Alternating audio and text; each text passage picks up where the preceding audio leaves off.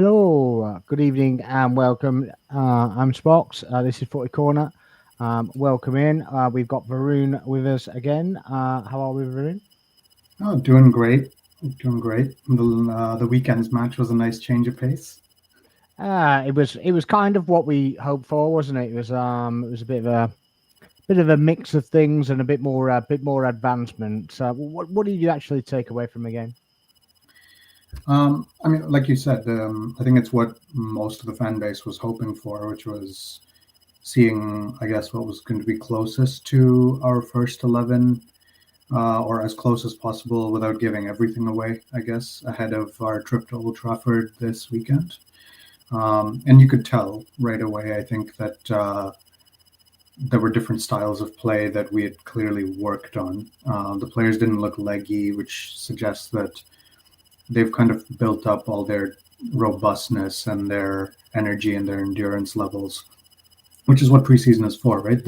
What you want is that your best preseason performance comes at the end because it means you've built everything up the right way and now you're as close as possible to being in the right state of fitness, sharpness, everything ahead of the games that matter. Yeah, I mean, for sure, you kind of get all the rustiness out of the way and all the trials and whatever.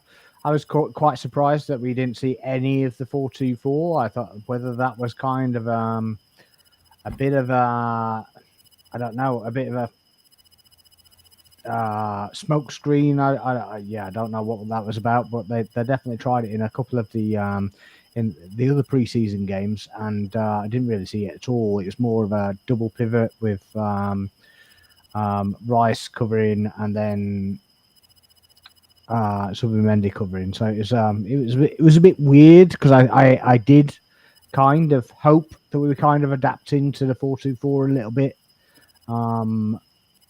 But that wasn't happening, and kind of all I wanted to see really was the fluidity and the speeds progression coming from the back and actually turning defense into attack relatively quickly, playing through the lines. Spraying the ball was a thing that we talked about on a previous stream, and I don't know if you noticed, but on a couple of occasions, it kind of proved the point that I was saying was that I didn't particularly trust Martinelli to pluck the ball out of the air where other players can. So it was kind of a bit of a point proving on there, but for me as well, it was nice to see Calafiori up there and offer some support to Martinelli, who didn't have a bad game by any stretch of the imagination.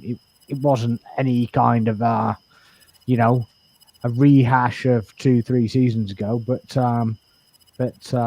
yeah, it was definitely an improvement, wasn't it? Yeah, I think the left hand side in general was kind of interesting to watch through the entire game because I don't think we'd seen too much of the Calafiori Martinelli connection on the left hand side. I mean, I know Calafiori's played in preseason, but it's been mostly in Gabriel's position, left centre back, and not left back itself. So having that Calafiori, Rice, Martinelli dynamic on the left hand side, it seemed to work well for Martinelli, or at least better than I think the combinations with Lewis Skelly have. Because the thing is, Lewis Skelly, being a midfielder by nature, I think he does kind of tend to drift inwards the way Zinchenko did when he first joined. But what that does is, at least from what I've been able to observe, because of Lewis Skelly's, whether that's instruction or whether it's his natural tendency to go towards the middle, it means Martinelli has to stay wide to maintain that width.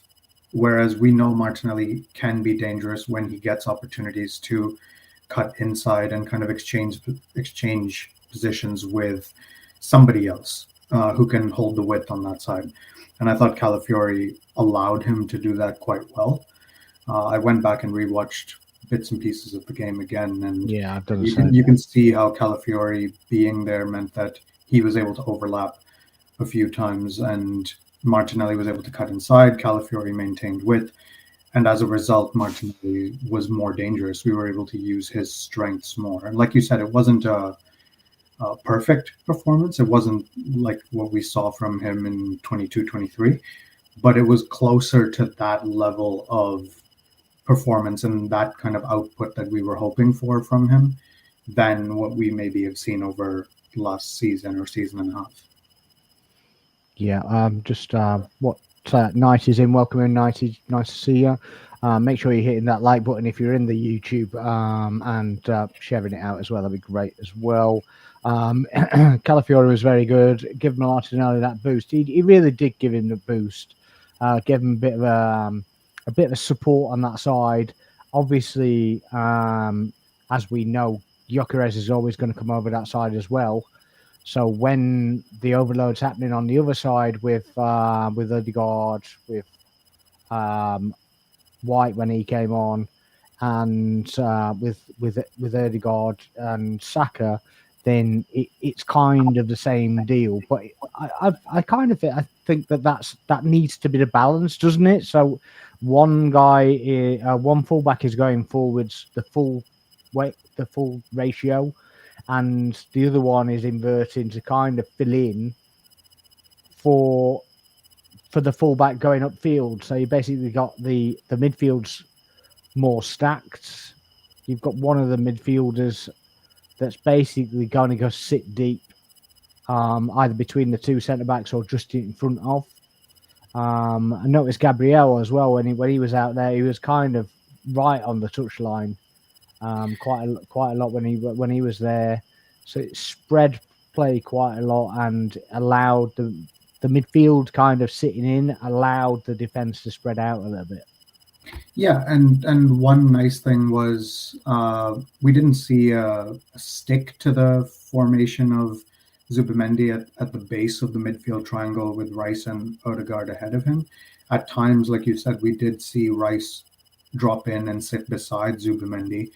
And so what happened was when Calafiore ventured forwards, as he likes to do, and he's very effective at kind of causing some chaos in the opposition when he does that, then it does, like what you said, Gabriel tends to hold the width then in the defensive line. And I noticed quite a few times Rice dropped in almost into Gabriel's position so that it's not like we were shorthanded in the back. It just meant that our players were fluid enough to change their position as needed, because if Calafiore was higher up the pitch and if we did tend to lose the ball, then he doesn't have to worry about quickly getting all the way to the back line right away, because Rice is holding centre back, Gabriel's holding left back. Calafiore just has to drop back to midfield, and then if the play is slowed down enough, they can quickly readjust into their natural positions. Yeah, it was almost. I mean, because I remember on one of the streams, you asked me if I thought that we go into a three at the back, and kind of that's what it was, but not your conventional three at the back where they got three centre backs. You've got one of the fullbacks basically sitting in almost, and when he's not there, then the obviously the one that's in the double pivot that's not gone will then fill in, and then so it basically gets your 6 or 8 as whatever it is is actually making the third centre back. So it's quite an interesting setup. I mean, we've seen that before. It's nothing that we haven't seen before, but it's just nice to see it develop a little bit more, especially when you've got a bit more control in front of the midfield. Now he's come back with a question and basically said, "Do you start Calafiore on or MLS on Sunday?" What would you say? It's interesting because the way we said that Calafiore sort of helped Martinelli as well on the left-hand side, I liked the combination as well when we saw MLS on left back and Madueke at left wing later on in the match. I thought that combination also worked well because Madueke, obviously, we know that he's kind of filled with that extra hunger to prove a point and to show what he can do to the fans. But I think his drive and his ability to not just hold the width but cut inside at times it also caused problems of a different kind for Athletic Club. And so that makes it a slightly different proposition, because I think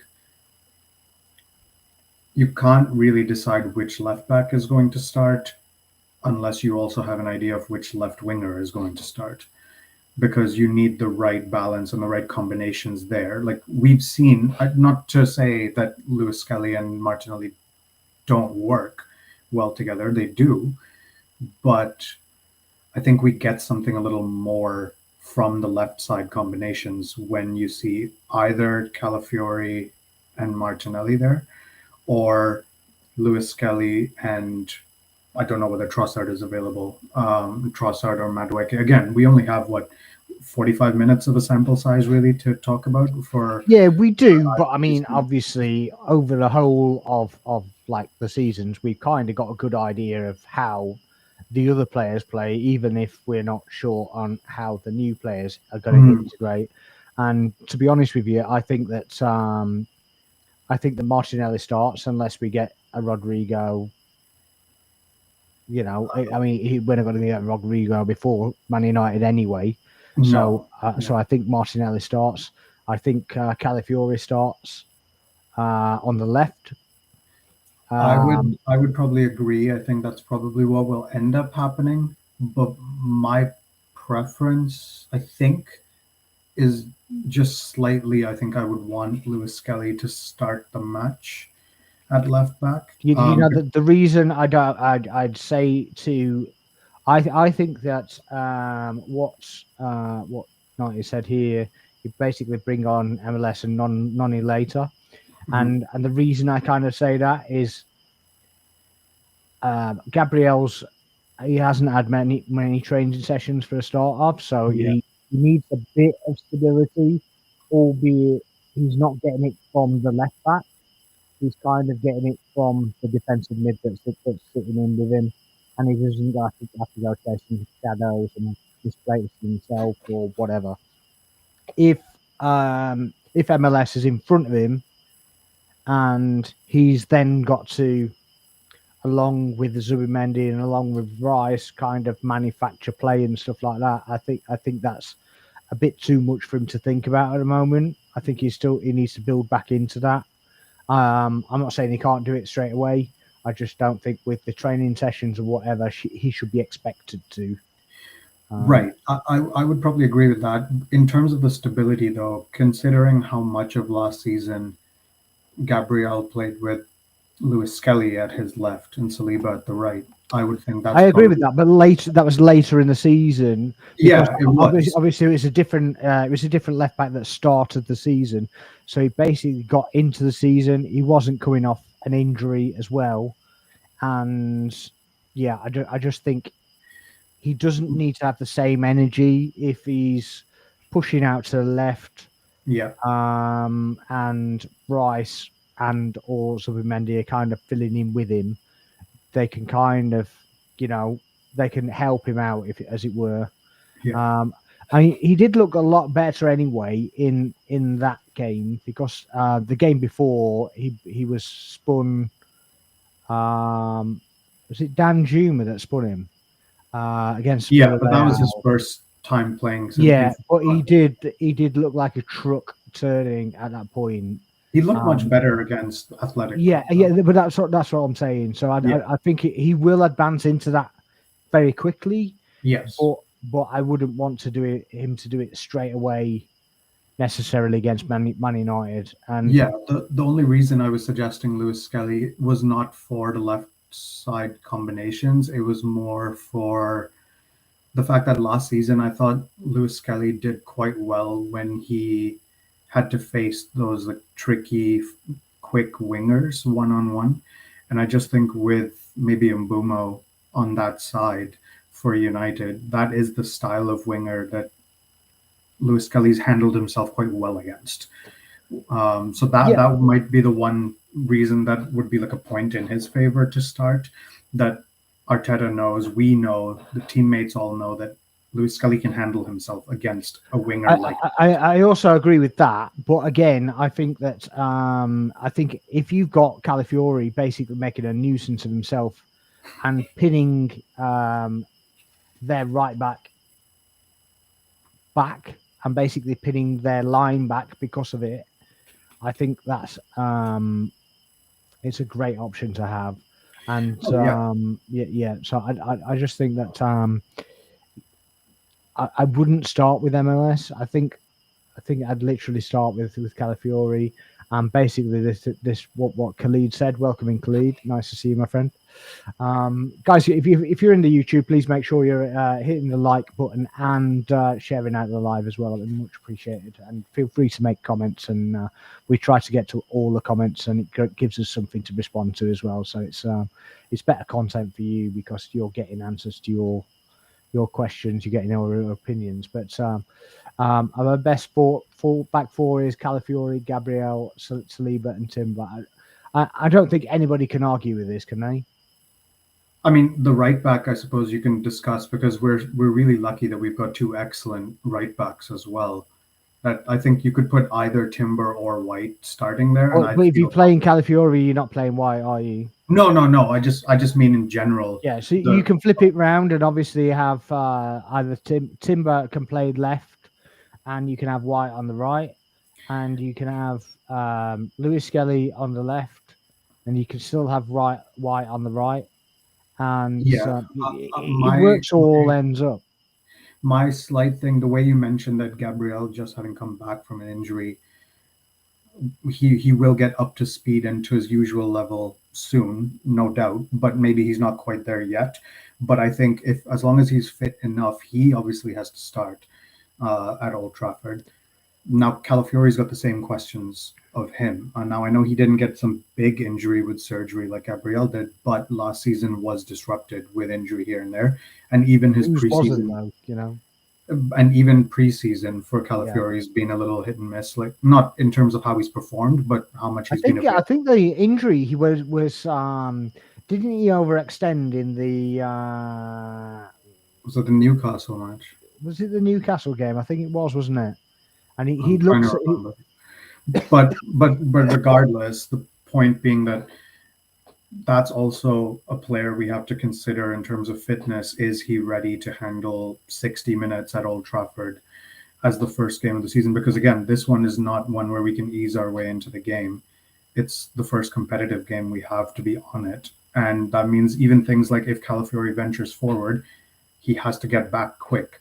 Will he be able to handle that for an hour of the game until MLS can come on? Or is Lewis Skelly the better option to start with Calafiori to come on later? Basically, it's which one gives us the better chance of being ahead and being in control to sub the other one on. That's kind of the big question. Yeah, but I also think that I mean all the fullbacks are fit, as it were. So none of them are playing through injury, which they were playing through injury for the latter part of last season. Yeah. I would probably argue White was earlier in the season anyway. Calafiori was flip flopping from one side to the other because we had one fit fullback for last season, and he basically never got any kind of settlement in the team. But yeah, I could completely agree. But that defense, even with the addition of Mascara, I think it's totally fluid. Anybody has the quality to kind of take anybody's spot, and I don't think it really drops the level that much unless you go to Zinchenko, for example. It doesn't drop a level; it just changes how we play. So our level is high regardless, but Calafiori offers something different, and Lewis Skelly offers something else. It switches sides. It basically swaps sides, and yeah, one guy does the same job on the opposite side. So long as you've got the balance and one goes forward and one's inverts, then I think we mentioned that on other streams as well. Yeah. So long as that's happening, I don't see a problem in it, and it's really good. But one thing I agree for Calafiori, and I saw this a lot against Athletic on the weekend. He was looking for opportunities to switch the play very well out to Saka, and that is something I know we've talked about on a previous show that I think I'd want us to see more of doing those switches of play because it doesn't allow the opposition to get into shape right away. And not too many players in our squad, at least last season, tried that as much as I would have Yeah, liked. but I think that was helped as well by having a different variation on the other side. Yeah, So absolutely. it I basically agree. stretched the defense and it didn't allow the doubling up, the tripling up, and whatever. Mhm. So it opened him up for that ball. So Yeah, that you can't, they've got the option. they do have the But option, but also when speed, we've progressed the ball more carefully, shall we say, yeah, or more cautiously, then teams get that chance to get back and get ready ahead of time to yeah, double up on Saka yeah, for or sure. Odegaard or whoever. Whereas I saw Calafiori when he did pick up the ball at left back and it was in a transition state, one of the first things he would look at, if he couldn't get up his own wing, he would look to switch to Saka, which was really good. And I want more of our players to try that. I have seen, to be fair, during preseason, I've seen Rice do it quite a bit. Zubimendi's done it. Even Saliba has done it very well, Yeah, switching the play now and then. So yeah, I for like that. I sure. think And more of our guys need to do that. yeah, like you say, I think it's the speed of progression, but I also think it's the pressure that's kind of released off Saka a little bit because we've got a bit more going on about us up front that they don't just need to concentrate on Saka. So I think it's just done. It's had a more than one effect, hasn't it? That Yeah, we can yeah, really absolutely. play out and we can flick a ball up to Saka. It's basically given him a little bit more freedom to to kind of progress the ball. But yeah, 90 years said we have some class players, but I really do think Zubimendi will be our player of the year. Guy's unreal. I don't know if you watched the show last week, 90. I basically put my neck on the line and basically said, and I'll say it again, I've said it every stream that Varun's been on, that um, that Zubimendi will be Arteta's best ever signing. And I He still think could be that the big one. Yeah. he's a game changer. He's just so controlled. He's so good. He's so good, and I was so excited to get him the first time when we thought we were getting him, and so gutted when we didn't get him, and even more gutted when I saw that Liverpool were getting him. But then obviously we saw what had happened. But I don't know if you remember what I said, Varun, the last show, but I remember the gist of what you said. something like that. Yeah, yeah, that's pretty much it. Yeah. That's pretty much what I Um, said. he And had he had an incredible performance yeah, on Saturday. I loved it. And I couldn't not focus on him even the first time. Like, when a game is going on, you're invested in it and the emotion and the excitement of it all. You want to win the game. But I found myself drawn anyway to watching what he was doing. His movement, his aggression at the right time, dropping off at the right time, everything about his play, the ability to play with both feet, like all of it was noticeable very clearly when he was playing. And then he slotted home the winning penalty in the shootout as well, but that was obviously just for practice. But generally, as the conductor in midfield, I think since we had Cazorla, I haven't seen a player kind of control the tempo of the game that well. We've had lots of excellent players in midfield, don't get me wrong at all, but he did that incredibly well. And in general, it was just so nice to see our first choice midfield with our first choice spine of the team. Our defenders and keeper and Saka and Martin, like everything. It was so nice to see this slight upgrade to the midfield and how they link up with the rest of our established squad members. It was a lot of fun to watch, and if we can control more games like that, it'll be a fun watch this season. yeah. I mean, obviously, we can't get ahead of ourselves. It's a pre-season friendly at the end of the day, but yeah, it's a lot more encouraging than watching, you know, we've had it so much where it's just like being drilled, and it just takes so long to do. And everybody was saying, "Oh yeah, well, party going, you're not going to get that anymore." And uh, you know, if that's anything to go by, we won't miss that at all. And I use I kind of use the observation that Party was like a general, and he just Mhm. like mopped everything up and held the ball until he fired a sure-fired pass, or he just goes a simple pass or whatever.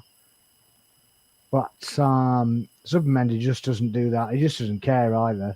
You I'm know, impressed most, I think, with how easily he's slotted into the team. Especially in a position that's so pivotal, no pun intended at all, but so pivotal to how a team can operate well. yeah, Uh, it can take time for a player to get on the same level of understanding with all the teammates around them, but he seems to have quickly understood how all of the existing squad work and how they need him to pass to them, as well as the new signings who are also adapting themselves still to. yeah. I suppose the manager helps with that, being Spanish himself, Yeah, and 100%. obviously having a Spanish contingent in the squad as well. Yeah, I can imagine that helps him settle a lot. definitely. Um, and everybody slags off the Marino signing, and if all it does, because Marino is basically his best mate, if all the Marino signing does is settle him into the squad quicker, then you know He's I, done the I, job. I couldn't give a crap, because at the end of the day, if you're looking at that player and you're putting 34 million, which we paid for Marino, on top of him, we still got him cheap. And I think anyone that's too down on Marino is not being fair. He saved us quite a few times last season when called upon in a position he's not used to playing. He had to adapt very quickly. He did that, and people have short memories. They've forgotten already how much he helped us in very, very important games when we were trying to stay, at least mathematically, in the hunt for the title, even though it was, I mean, Liverpool were just too strong. But we maintained our lead over the rest of the top four contenders, largely down to his goals and his Yeah. efforts. And he is, After City spent 200 million, by the way. yeah, and he's a good player still at coming on, relieving our first choice players when they've put in a lot of energy into the game and a lot of effort. He still knows how to calm the game down, play some intelligent passes, make some intelligent movements and runs. He's not useless at all. Like, he's not just there to try and acclimatize Zubimendi to the squad. That's an added bonus, but he is a very intelligent player in his own Yeah. right. And I think he is going to have games where we need him more than we might need a Rice or an Odegaard in certain matches. Maybe I think there are going to be games where that's necessary. Yeah, for sure. Yeah, night is off now, so yeah. Thanks for joining me, and we'll catch you again. But yeah, I mean, obviously the double pivot seemed to work, and I don't know if the whole I don't know what to say. The whole 4-2-4, whether it was supposed to mask that we were going to do a double pivot, but realistically speaking, didn't we all kind of guess that was kind of going to happen? Mm, I think the players we have and the new signings as well, they allow us to play that way. But I do get that if that's something Arteta is thinking about or planning to do, he he wouldn't want to give, like we said at the start, he wouldn't want to give everything away at the start. If we are working towards implementing a 4-2-4, why give that away before a competitive ball has been kicked? Let a couple of the games of the season go by. Hopefully, we pick up 6 points in the opening two. Maybe 4-2-4 is something we use at Anfield or against Nottingham Forest at home, or we Or against the surprise lesser some. teams, maybe. Yeah, or we surprise somebody with it. Um, but I think we have the players that we could probably implement it if we really wanted to. I am completely in favor of the fact that we didn't try it in this game because we already did a lot of other new things very well in this game. There's Yeah. no need to show all your cards early on. Yeah. What did you think of Erdegaard? Because I kind of thought that with the new fluid style, as it were, again, only pre-season, so he can't take that too much from it. But if that's anything to go by, and do you think that goes back to playing into the hands of how Erdegaard wants to play rather than suppressing him to kind of bring him back to get the ball, to play the ball to somebody that's not there because he's the somebody that's supposed to be there? Yeah, I was surprised because after the game on Saturday, I saw a few people saying that they didn't think he played all that well, and I was very surprised because I thought he had an excellent game. So did Um, I. I thought there were instances in the game where you could see he hadn't dropped as deep to collect the ball because you could see he knew and the other attackers knew Zubimendi and Rice are back there along with the back four. They've got it.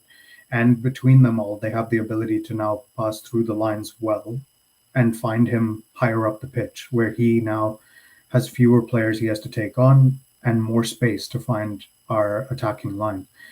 Uh, there was an instance, I think this is still when Gyökeres was on, where Odegaard was actually in the number 9 position to receive the ball because Gyökeres had Yeah. veered left. And one touch, ball came to him and he flicked it on past the defense and Gyökeres, he didn't manage to get all the way through to get a shot on goal, but it did free him up to make a run. He And did that a couple of times and played yeah, out to he did. White as well. So it was Yeah, when and White came on. it was promising. And there were other Yeah. instances where I saw him try these more, shall we say, adventurous through Yeah. balls, which maybe he wouldn't have done with Marino up front or Havertz even. Maybe the new Havertz, we saw him sprinting. He's clearly added a little bit of acceleration to his game now. But The he burst of tried speed was some, unmanned. yeah, Odegaard tried some through passes that some of them worked, some of them didn't. But I like that he tried them. Yeah. It shows that he's linking up well. He's finding his understanding with Gyökeres. He obviously has an excellent understanding with Saka already, but I think our being able to go from defense to attack quickly is something that he will definitely benefit from because he's generally a very creative and smart player to be able to do that. Now that he doesn't always have to face 9 opposition players by the time he gets the ball, that will help him.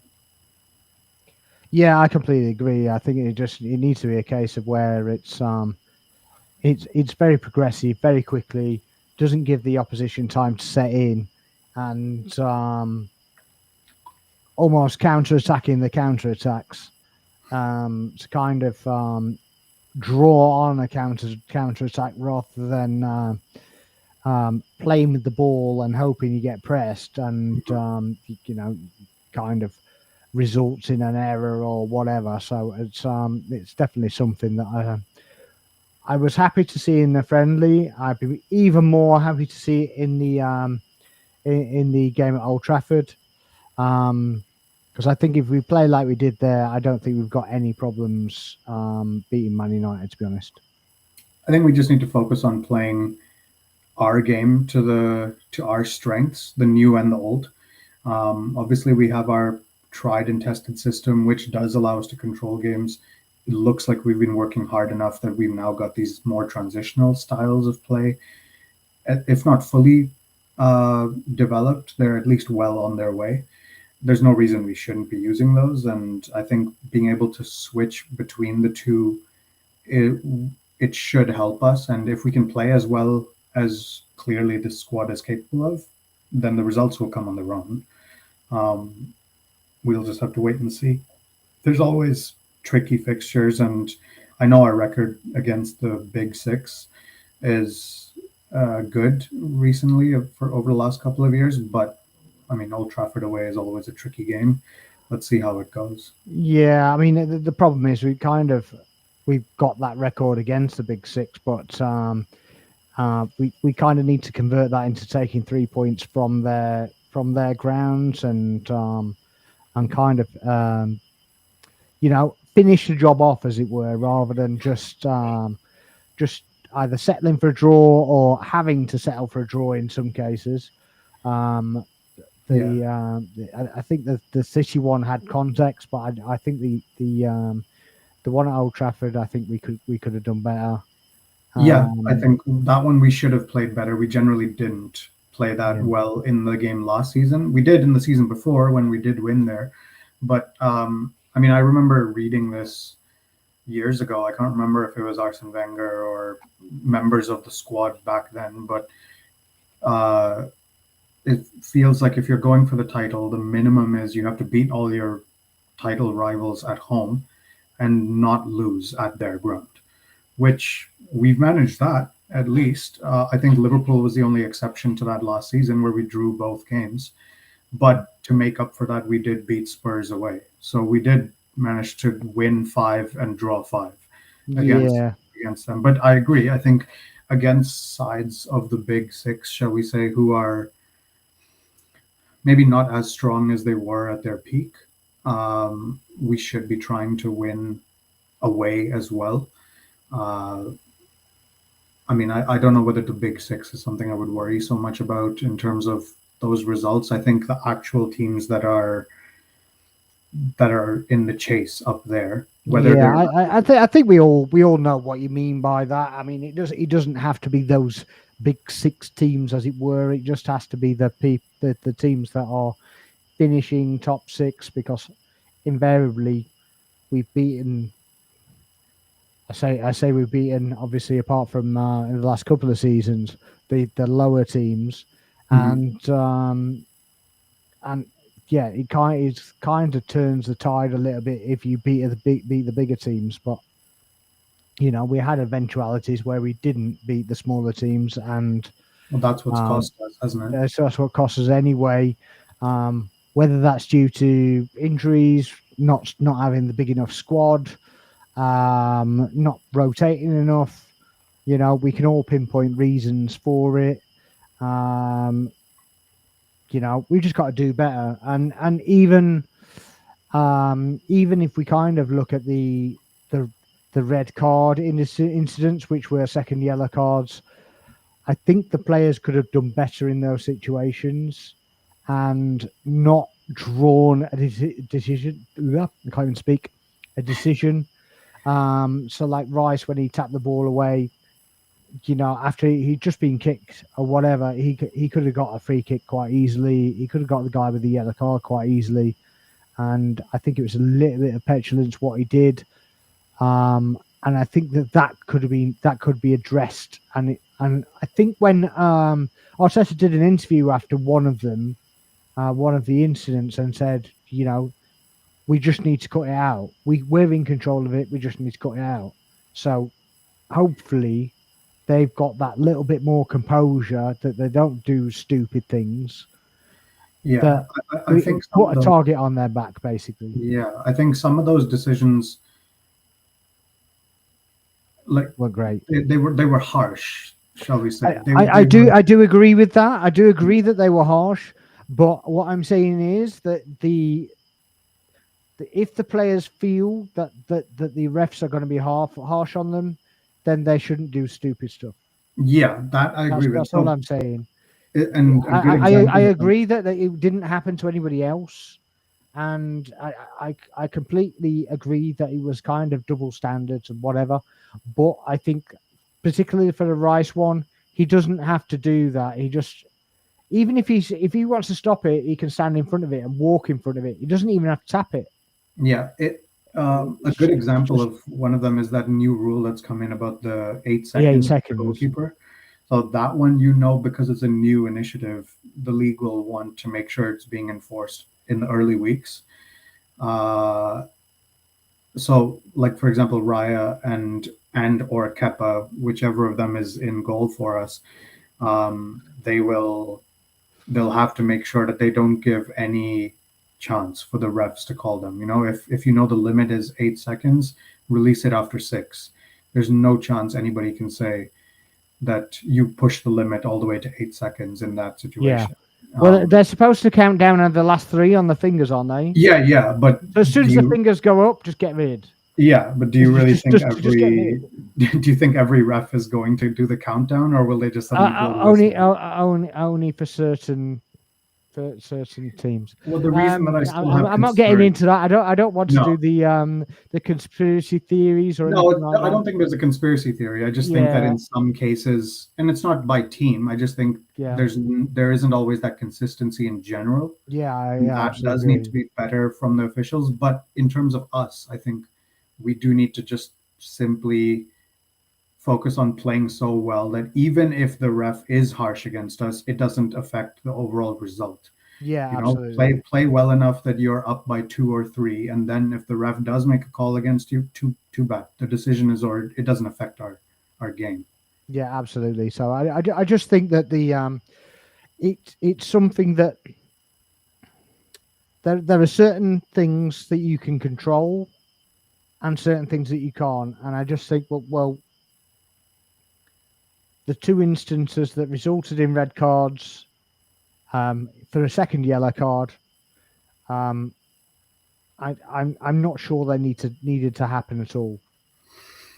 Yeah, I mean That's all I'm saying. It's all water under the bridge now. Let's Yeah, see. for sure. But I mean, all I'm saying is I hope the composure of our players is a little bit more sensible, Mhm. that they don't give anybody a decision to make. And Speaking of yeah, officiating decisions, did you watch the Community Shield?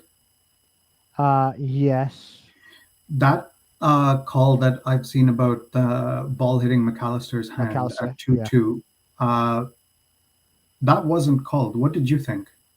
Should that and have been a penalty? it's a cast iron penalty, isn't it? Right. So that, I mean, I just hope that the decisions will be made better than that this season. You know, Yeah, I don't know whether it's a complete coincidence that it was in Liverpool's favor or not, but that's all I want, is that if every team gets hit by the laws of the game as strictly, I have no complaints. yeah, No, absolutely, no problem. Yeah, I just don't want yeah, it to be, whether it's, and I don't care whether it happens to be that Fulham get hit by these decisions harder than we do, or we get hit by them harder than United does. There can't be any difference in the levels. I just want to see, if I see one in my game, I want to see another one in the same game weekend that Hmm. kind of does the same thing, rather Yeah, than one, whoever it's for or against or whatever, be the only incident the whole weekend. or the And whole then season. and then you go for a couple of weeks or whatever, and then another team, basically the same team, have got the same instance again, and everybody else kind of gets away with it. Hmm. I mean, even that was it the Brighton game where where Rice got sent off for tapping the ball away. Yeah, I think it was Pedro, wasn't it, that basically kicked the ball, but because he kicked the ball yeah. Because towards he'd where the run out free of kick play. was. He'd run out of play and then kept kicking it on. Kicked it back Yes, into play. and And you're nothing like, happened. Yeah, well, that's a yellow card. Surely that's as much a yellow card and as, and if the not same thing more. happened. You remember the Yeah, Saliba red card against Bournemouth away? I'll be honest. When the ref gave that as a yellow, I was very pleasantly surprised because I thought it yeah. I was a thought red. it was a red all day long. But It was a then red, you and so when they upgraded it to red, I thought, you know what, I don't really yeah, mind yeah, because I that's thought fine. that was red. Yeah, But then the next day was Chelsea against Liverpool, and the yeah, same thing happened, yeah, and the Chelsea defender got a yellow, and nothing else happened as a result. yeah. And And it was the next day, 24 hours later, and yeah, I remember the entire timeline on any social media platform were all saying the same thing. yeah. And it wasn't just Arsenal fans. Everyone was saying, "How is this possible?" No, it's just But anyway, like we said, this isn't about the refs. Hopefully, no, we it's just not. play well enough that the refs will Yeah, come up. or like I said, all I'm wanting is from my team is basically that if they can control the outcome, they control themselves, Yeah, so they don't put themselves in a stupid position yeah, unnecessarily. You yeah. know, if you have to do something, you have to take somebody out. You have to take somebody out. That's fine. If that's what you have to do. In terms of how we play, I just want us to do a little more of what we did on Saturday, which was we went 1-0 up, immediately kept attacking, and got a second one right away. Yeah. I just want us to I kill want to get games. to 3 and then stop. Yeah, And we well, get whether it's three, and two then or we can three, the problem is we last season too many of the games score one and then where we were leading and ended up not getting 3 points. It yeah, just happened where we started playing what I would call 2 or 3 nil football, but it was only 1-0. yeah, We exactly. were too comfortable, and and Though, didn't we do that against Villa? It was 2-0, and then we kind of let them go, and yeah, it ended up 2-2. yeah, Villa was the Yeah, one exception to it. Most of the time, I thought, but Villa is also a good team, and yeah, I recognize that they could do that against other teams as sure, well. yeah, But there were too many other games where we dropped points, where we were 1 goal up, played it a little too comfortably, and not really going for the yeah, kill, for sure. and the other team came back into it, and then we couldn't break them down again to win the game. And that was my concern last season, because we didn't lose many games, but we drew too many, and that's the thing I want us to not do this time. Um, Yeah, I completely agree. all those Completely agree. nearly wins have to become guaranteed wins this time. Yeah, and or wrap the game up before you actually start prattling around with it. Well, like, do you And remember the 23-24 season where we were emptying grounds by leading 3 or 4 nil by halftime? That's what we need to do. Like, yeah, crush them by halftime. yeah, I was in a few of those, to be fair, and yeah, uh, grounds are empty everywhere we go was a Yeah. common occurrence. I'd like that again. Just, it doesn't have to be every game, but the games where you're coming up against opposition that you should be beating, yes, you should be up by 2 or 3 goals by halftime quickly. Don't give them hope.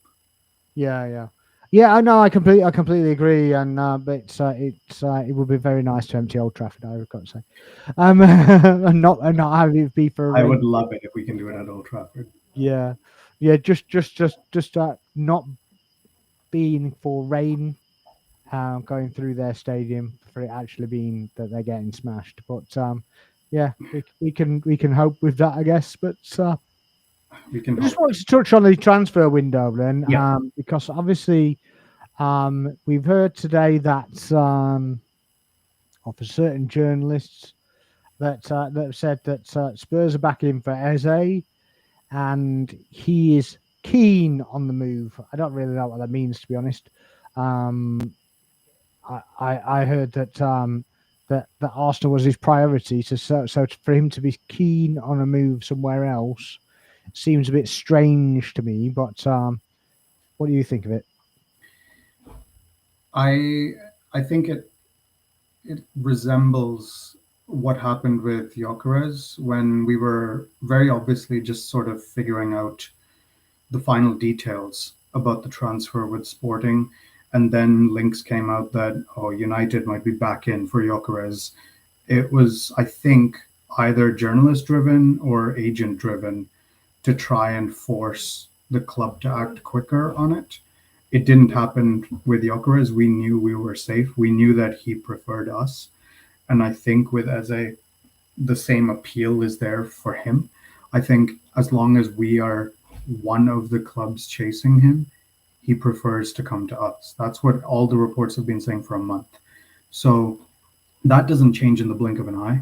I mean, I get that Eze probably wants to play Champions League football, and we and Spurs can both offer that. But he was at Arsenal. That there's always been that attraction for him. I think he's a fan of the club. He still follows Arsenal results apart from when we're playing against Palace, obviously. But I think if he gets the opportunity to come to us, he would jump at it.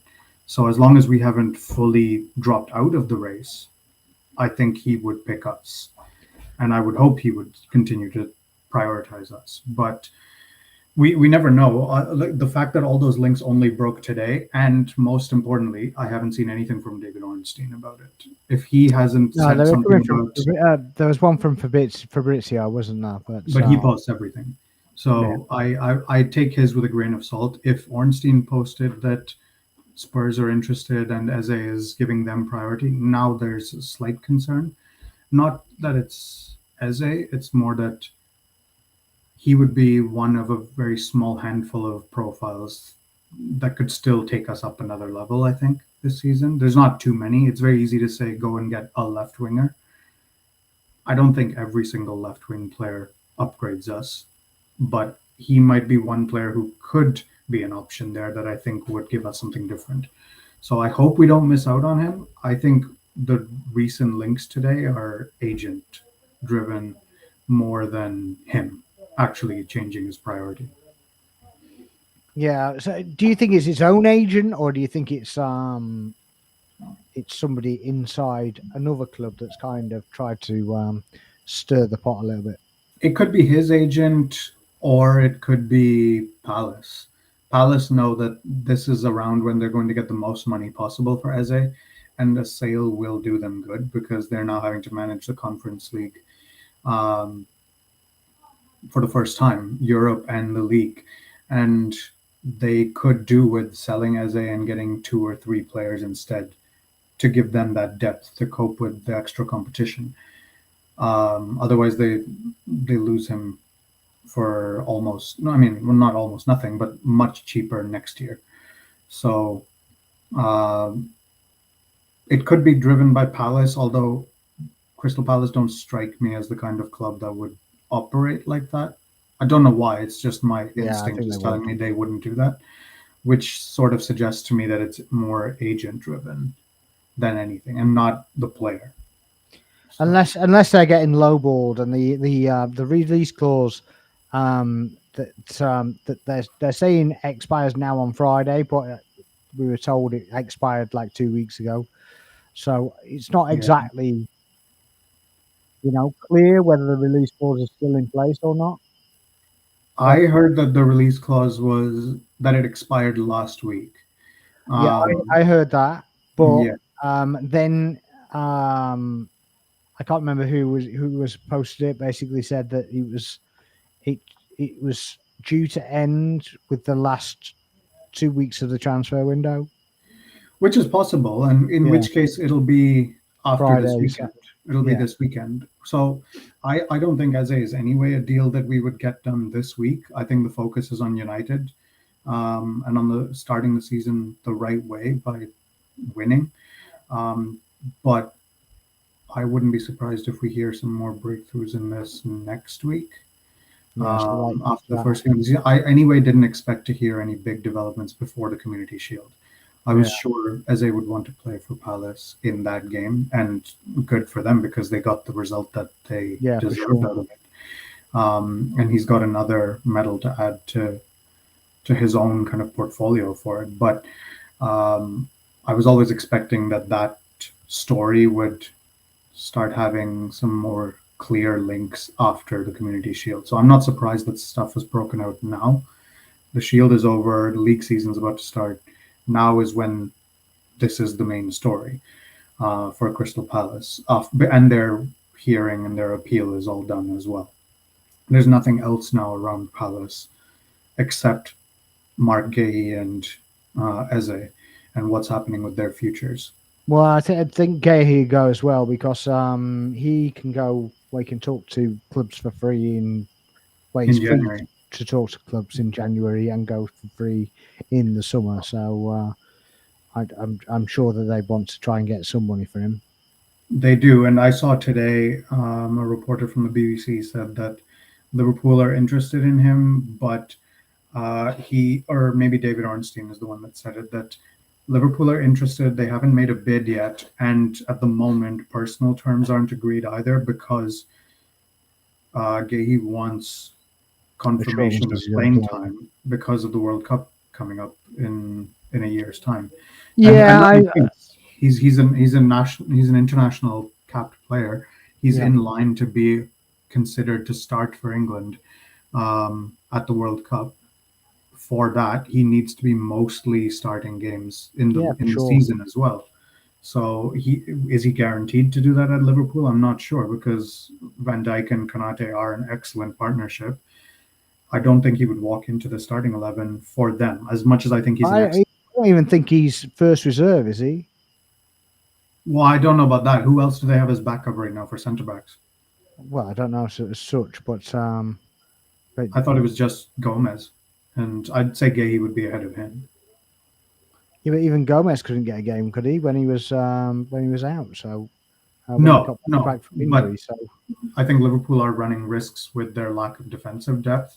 if Gay goes, I imagine he would be the first choice backup to both centre backs there at Yeah, so Liverpool. it'd be like number 3 in line essentially. Yeah, but it's a question of whether he'd be satisfied with that. I can fully understand if he's not, but at the same time, I understand the allure for a player to go to a club like Liverpool.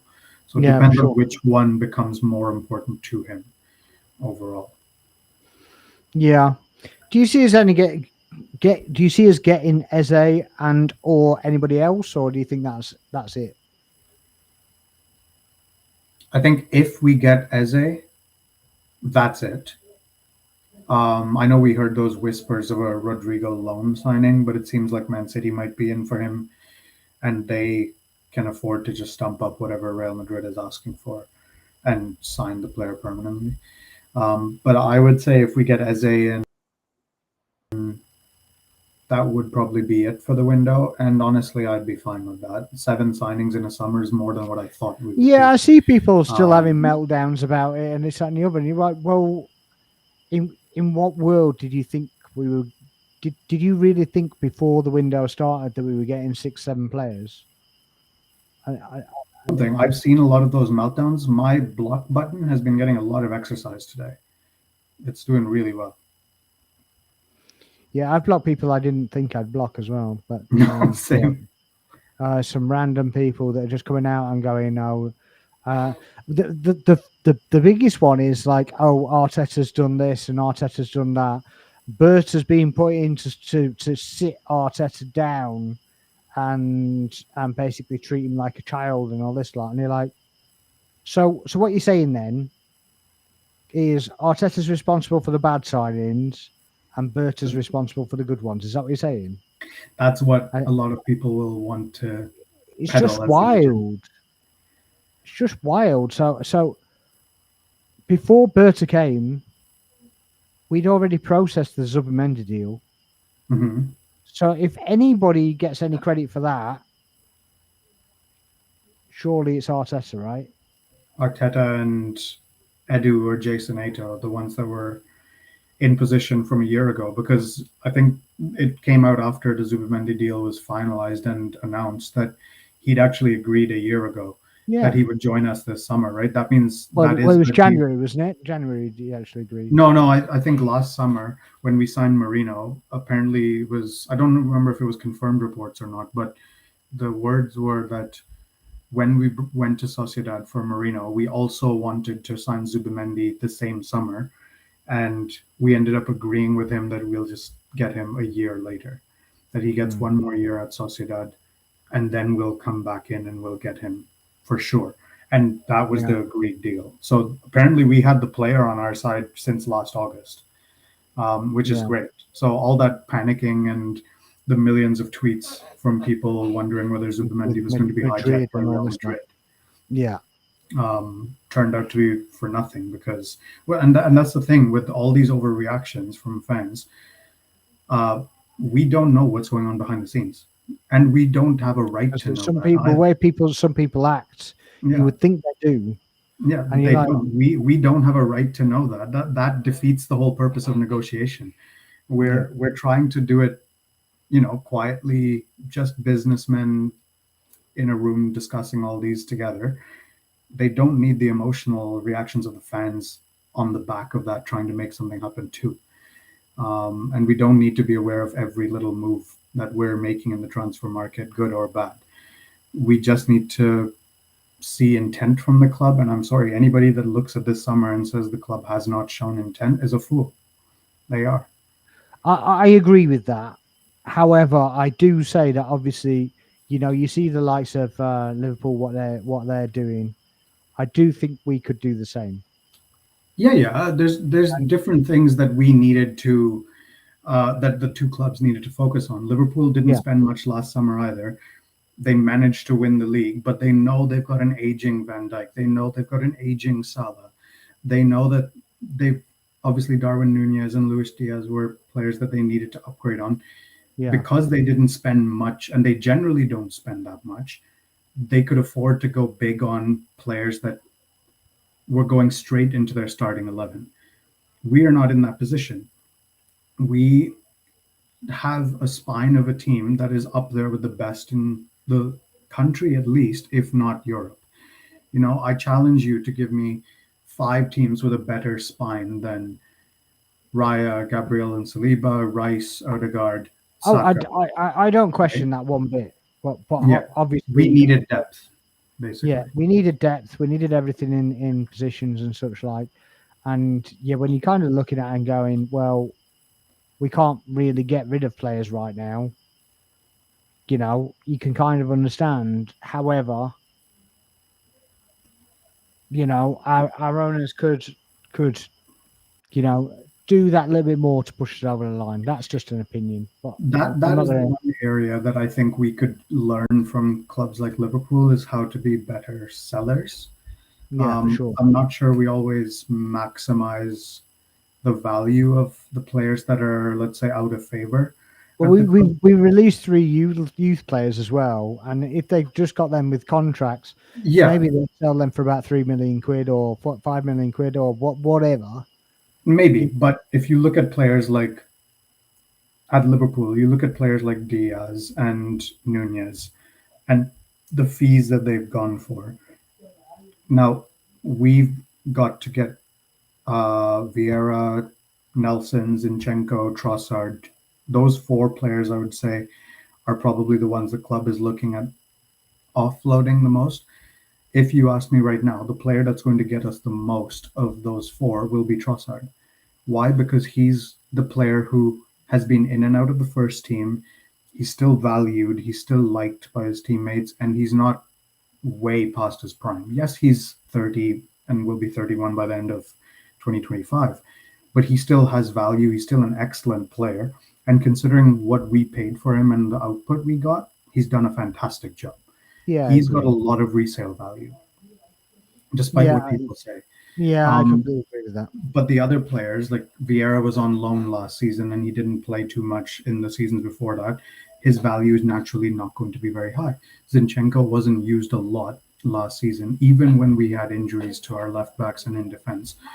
That's going to tank his value. Nelson was on loan last season and had an injury.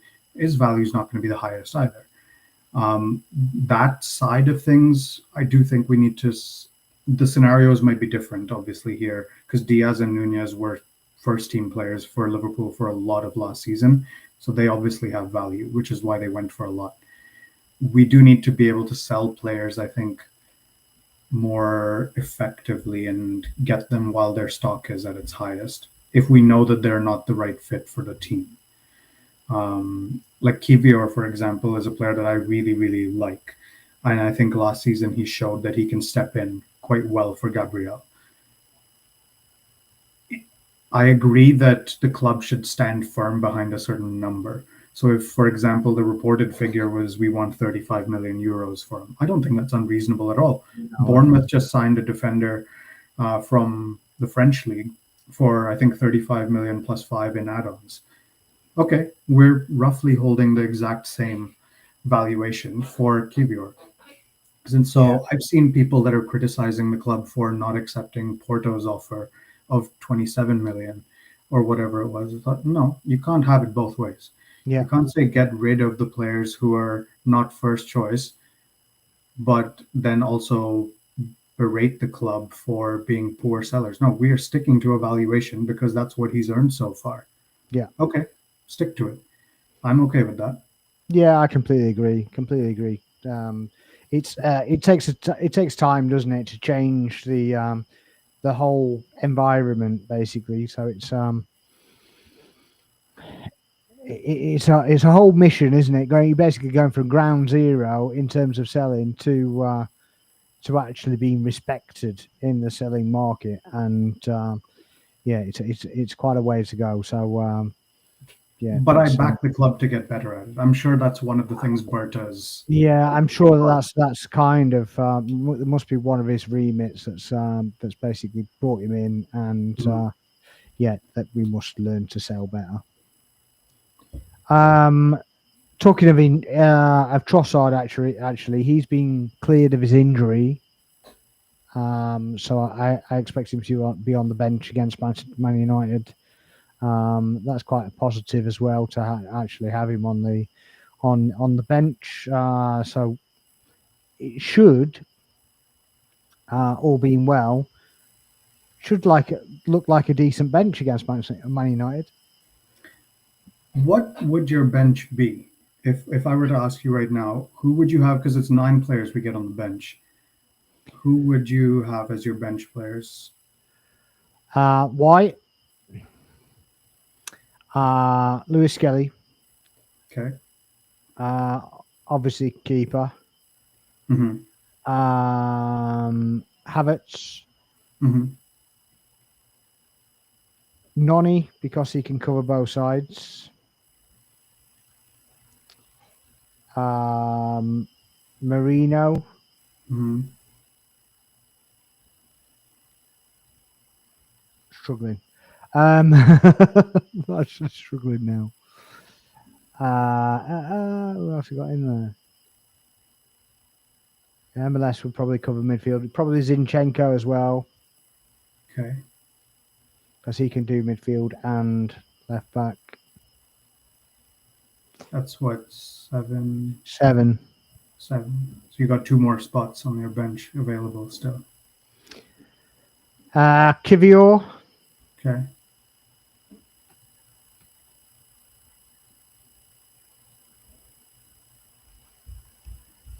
struggling. I'll tell you my 9 after you've got your last player. I don't know who to give it to be honest. I'm assuming you're starting Martinelli. Mosquera, probably. What? Okay. Well, you got 5 defenders on your bench. That's brave. Well, yeah, but attacking wise, So I would have Kepa for sure, like you said. Then I would have, I think, 3 defenders. So I would put White, Lewis Skelly, and Mosquera. yeah, Because Mosquera's had practice covering both centre back spots. that's fair. That's fair. He's So I probably don't done need more a than separate Kivior. backup for each one, right? Yeah. So that's 4 players. Then I would have Norgard as the midfield backup Oh yeah, I forgot about Norgard. for Zubimendi. Yeah, I'm swapping one of my defenders for Norgard. I'd have Norgard, Marino. That's 6. Trossard, Madueke, and Havertz. That gives me 3 attackers, 2 midfielders, a keeper, and 3 defenders. I was rubbish on the spot. I normally make notes. To be fair, I didn't. No, I was curious. If Trossard is fit, I would say he can have a. And that, yeah, I just said Trossard would be really good to have on the bench. We haven't even included Maneri on the bench there, by the way. Oh, mad, isn't it? In that 9, that tells you how important it is that we need to sell a little bit right now first. Yeah. So I understand that we're trying to prioritize as a club, making a few outgoings now before we finalize any more incomings. I'm sure we can bring in Eze, but I think for our accounts as a club, it's important that we figure out a couple of those sales. I think as a club going forwards, I think we need to get the academy working so that we take the cream and basically sell on the rest. And I expect we'll see Max Downman in a couple of squads. Yeah. I mean, obviously, I don't expect to sell a Downman or anything like that. But I certainly want to get the creme de la creme in the squad, and then the overspill gets sold. I think we generally do that quite well. I look at the lists of players that get released every season, and with Obi and Heaven, though, it was kind of a bit rubbish. But no, I was looking at like 2 seasons ago when we got rid of Ruel Walters and players like that, and Walters is now playing at Luton in League One, and everybody was screaming for him to be the backup. Yeah. We do like to overhype a little bit, but so I think as a club we are getting there, and I think we're doing. The one positive is we are producing a lot of very good talent right now. That was something that wasn't happening for a long time. We had Wilshere, and then the next big one was probably Saka, and then now we've got Lewis Skelly, Nwaneri, Dauman. The players are coming now from the academy. The next stage, like you said, is to also become good sellers and buyers at the academy level, but at the first team level for the men's side, being good sellers now is important. And I think that's why it's good we haven't rushed into sales for Vieira and Zinchenko. Like we've heard about reports.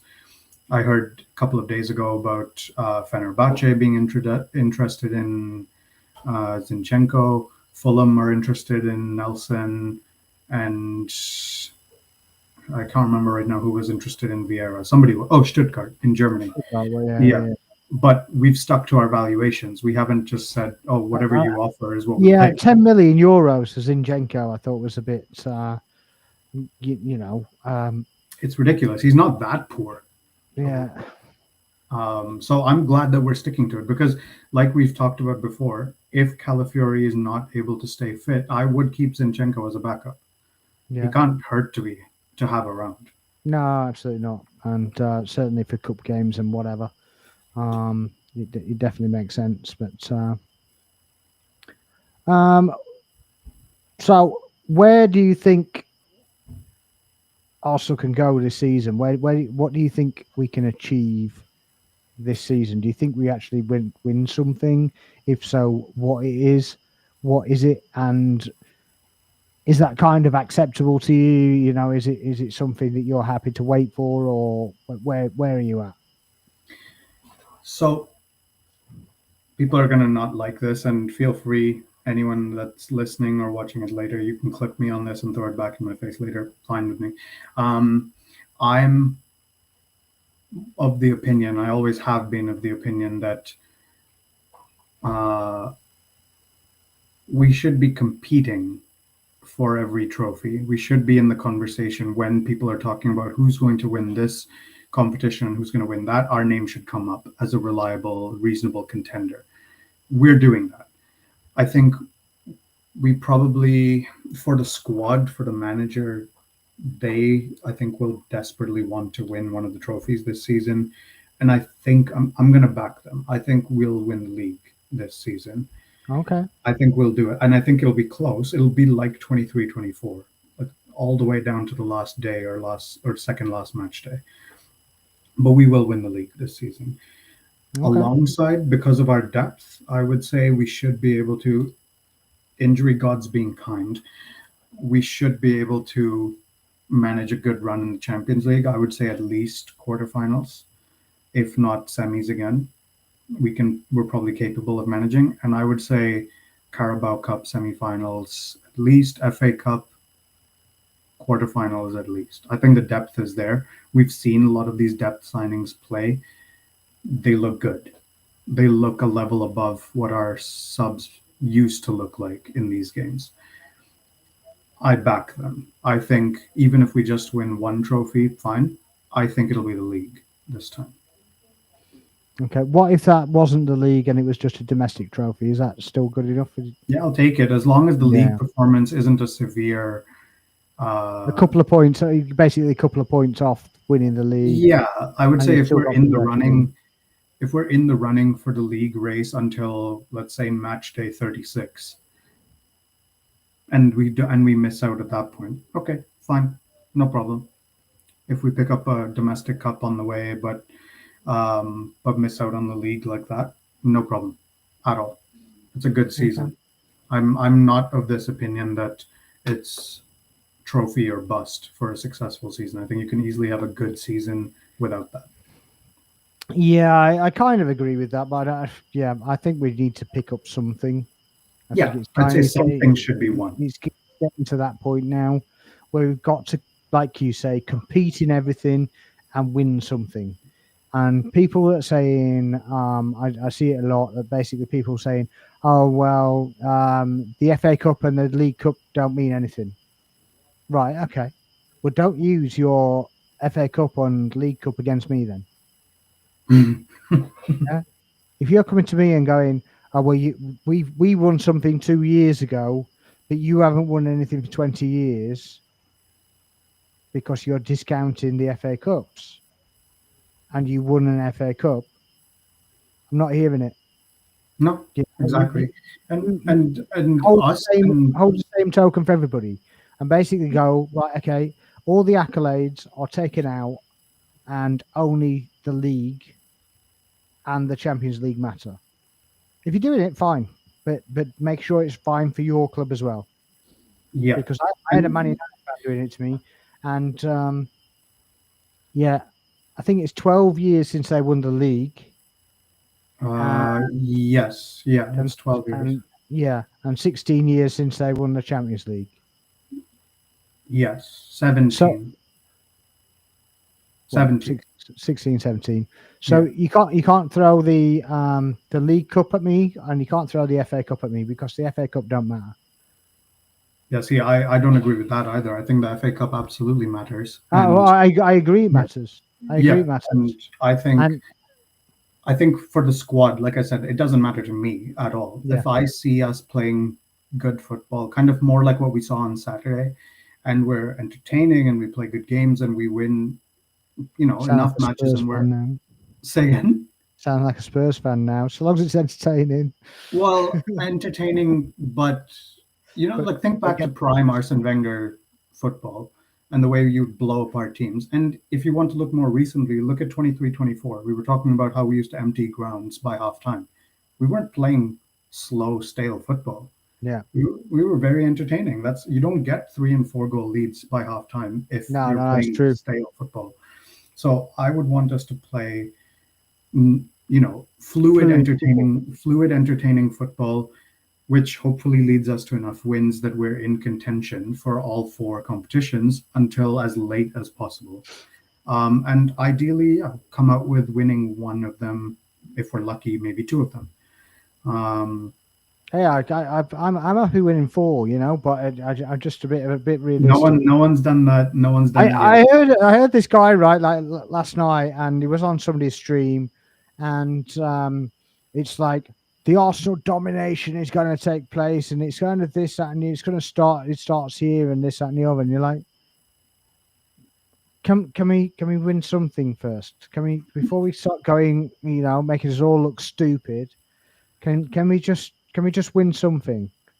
I don't care what it is. At least you go, well, we've won that now. It's a springboard to bigger things, right? Yeah. Just do that. You don't have to make us all look stupid and basically completely unbalanced. I would almost.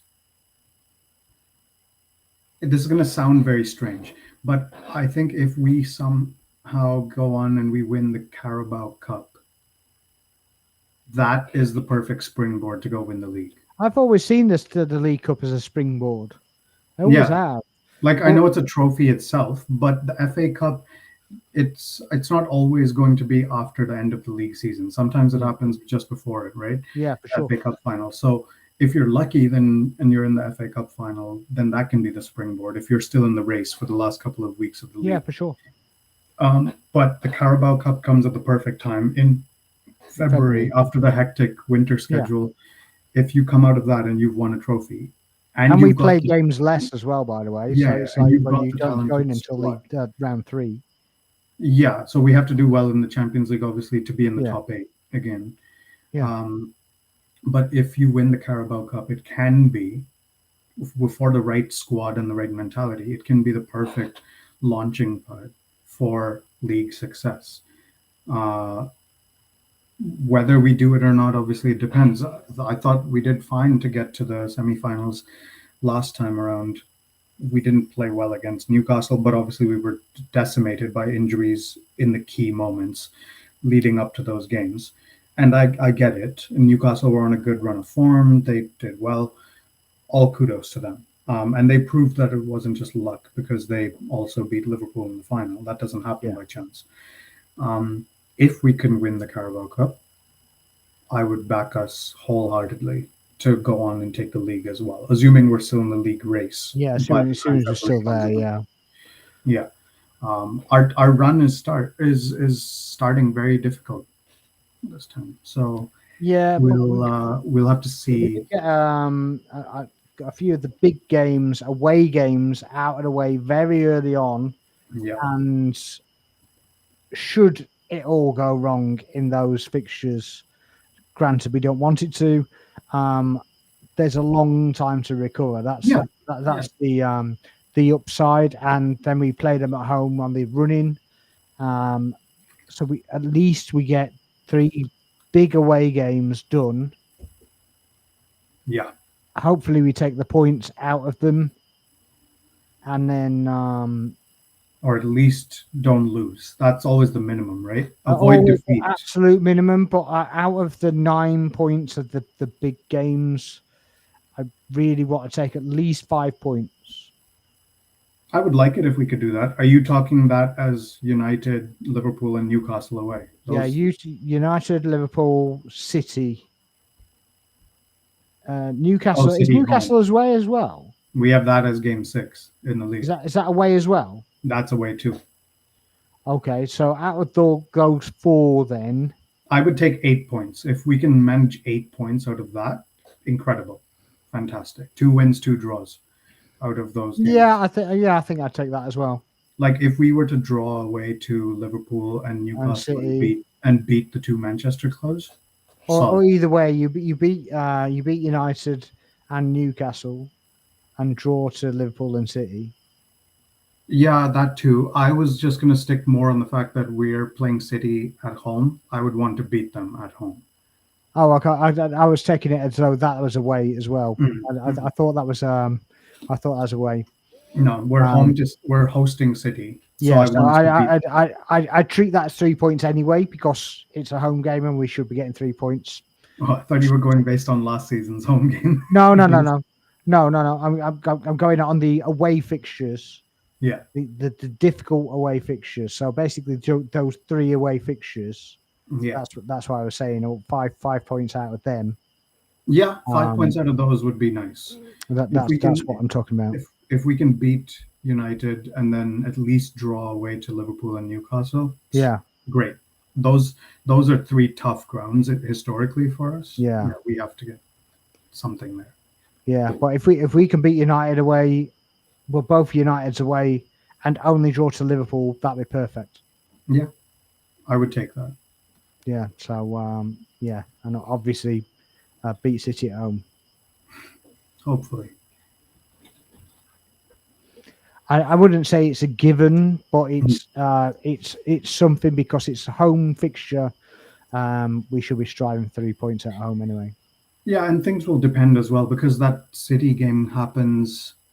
There's a few factors in there that slightly concern me. One of them is it's in September, and I know that's when Rodri is back now. So that's what Guardiola said, that he's going to be ready by September. So if he's fully fit, then obviously that's a different concern because I think Rodri takes City to a level that nobody else does. But then the other part that factors in, which is impossible to predict, is the international break. That game comes after the internationals. What happened last time? Odegaard got his ankle injury in the international break, and it impacted him for the rest of the season. Yeah, but equally, Rodri seems to be having that recurrence happening, so it doesn't. Well, they rushed him back. I think they like to make him play again in April or May was not a smart call at all. Yeah. So whether they're just being cautious with him now and delaying it till September to make sure he's fully fine, what that means is if he's fully fine, then that City game, even if it's at the Emirates, will be tough. Yeah. And depending on how the internationals go for us, and obviously there's still 2.5 weeks left of the window, see who everybody signs. Liverpool might still get Isak. City. Do you think they make that work? Do you think they actually get him, or do you think that he stays at Newcastle? Annoyingly, Liverpool have a way of. They're very smart about their signings, and if it's this public, I would think it's further along than it seems to be. I think Liverpool are going to eventually get him. I just hope, like what you said before on an earlier show, I hope they get him after we've played it. I hope that's a deadline day agreement, because then the game will be over against them already. Yeah, I think if it gets to that point, I'm pretty sure that Newcastle basically stand firm and go, well, I know you said you're not playing, but if you don't, it depends on how brave they are, really, because he's still contracted for 3 more years. Yeah, but once the window's closed, isn't it? And if he's not playing, then he's not going to the World Cup, is he? No, he'll go to the World Cup. But he won't be if Gyökeres is kind of finding form and doing He would whatever. go He's as getting depth priority at in it. least, because Yeah, but Sweden he's have getting two. priority. That's all I'm saying. Yeah, yeah, He's going to absolutely. get first pick over. Um, That's the other reason I want this Isak thing sorted out quickly, because he needs to play for Sweden. We cannot have Gyökeres getting exhausted on international duty, being the only Swedish striker yeah, getting to play. I mean he's had an extended rest in fairness because he wasn't training with Sporting anyway, so he has had a bit more of a holiday. Sat in a hotel room playing Yeah, PlayStation.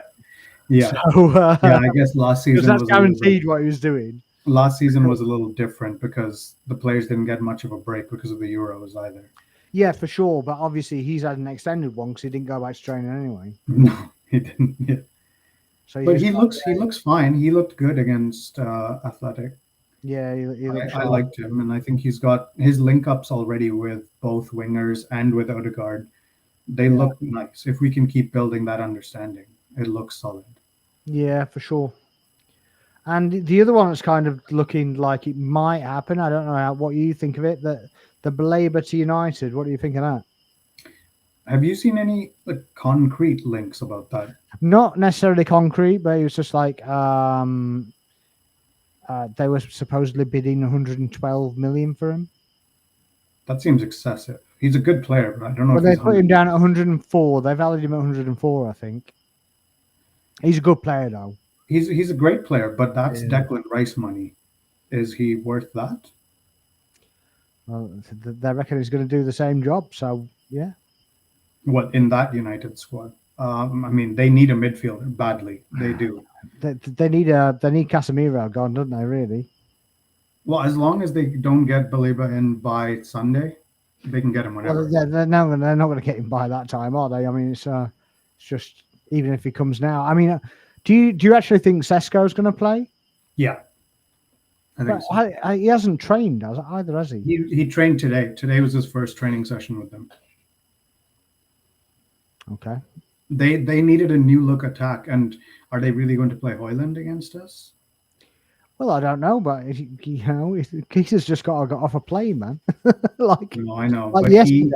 but he's been training with Leipzig, not like Gyökeres. Yeah, I suppose at least he's been So kind it's of not like keeping he's it. starting from zero. He's Yeah, yeah, I guess. he's already built up some sharpness and fitness, Yeah, I guess is that. Yeah, and the rest of his squad or the signings so far that they've made, they've managed to play all of preseason together. So it's just one new player that needs to adapt to them all now. yeah, sure.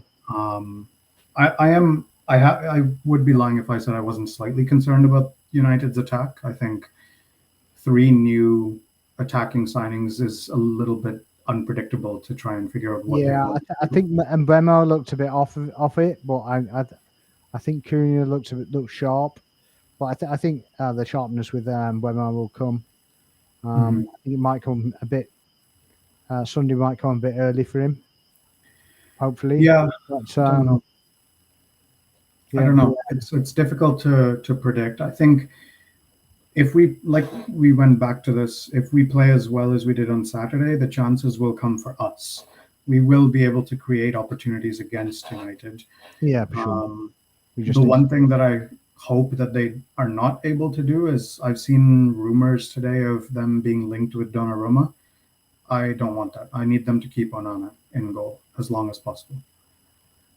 Yeah, I think everybody in world football does as well. But yeah, I mean, they for a club that've got no money, they're doing all right. They're managing to spend all right, aren't they? They do have that pull still. They are, as much as we may Yeah, not I'm talking want to about the admit, finance. The actual they, finance itself is just they have the finance, but they are still a big name in world football. yeah, And that still has a pull and attraction for many players. yeah. I just think they have to go all out because they have to get back in European football, and because if they don't, I think they start getting fined from their sponsors, and they just basically start losing money hand over fist, and then Do the you do you think do you think they get in their necessary signings? Not they, it might not all happen before they play us, but by the end of the month. Do you think they get in another midfielder and a new keeper and maybe a defender, a central defender? Because I think those are the ones they probably need. I'm not sure if they get the defender, but they can do all right. I think until January or until next summer to work on that. To be honest, I don't see the defender as an absolute priority. No, I think it's less of a priority. Yeah, the keeper's a must, and a controller in midfield.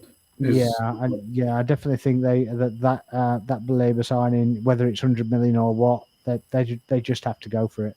Yeah, because I think all the other big six clubs have somebody in that role. Like City have got Rodri, Liverpool have got Gravenberch, Chelsea have got Caicedo. We've got Rice or Zubimendi, whoever you would class as the one in that role. Well, it's Rice, and then the Spurs even have Bissouma in there, don't they? But United, I'm not quite sure who they have that's, let's say, at the level they should be. Well, it's still Casemiro, isn't it? But he's just not that guy. But he's kind of on the twilight of his career now. Oh yeah, for sure. But he's been like there for ages, hasn't he? Mm-hmm. So I don't know what they. Well, I guess they have. He's not quite the same, but Kobe Mainu is a very talented player, but he's not the deep line controller that you would say the rest are. But he's been out for 8 months as well, hasn't he? So it's he's going to play this weekend. I think he's fine. He's able to play. Yeah, he scored a penalty, didn't he, in their preseason game. Yeah. Yeah. So he's one to watch this weekend that we really have to have our eye on. I would imagine Rice will be tracking him all around. I don't think we're necessarily going to have one-on-one battles as such. I think they're going to be zonal. I think there's going to be very, very much a press on most players, to be honest.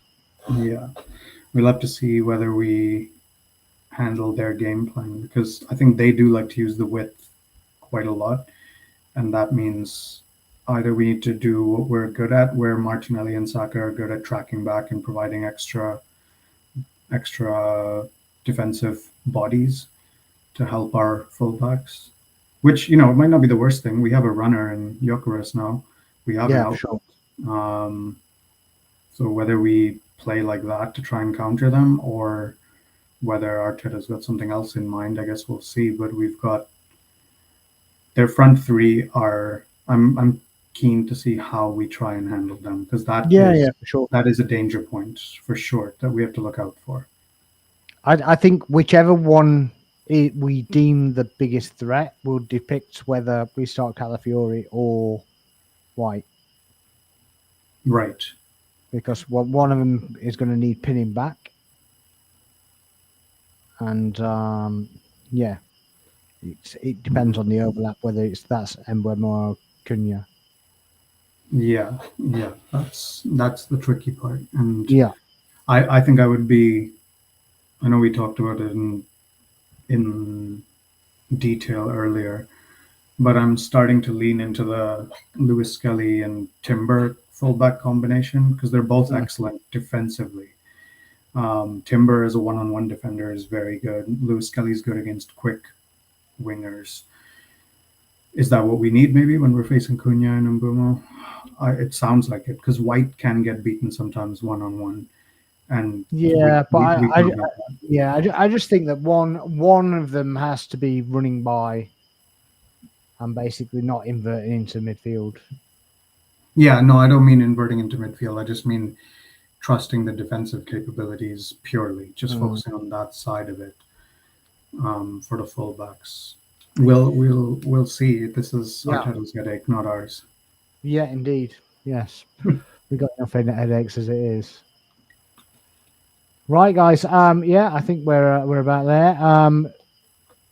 Balloon, thank you very much indeed. Anytime. Happy to be on. Yeah, nice one. And thank you very much for everybody that's been watching. Please make sure you come through to the YouTube channel. Hit the like and the subscribe, and any comments you want to put on the video. Please make sure to put them out there.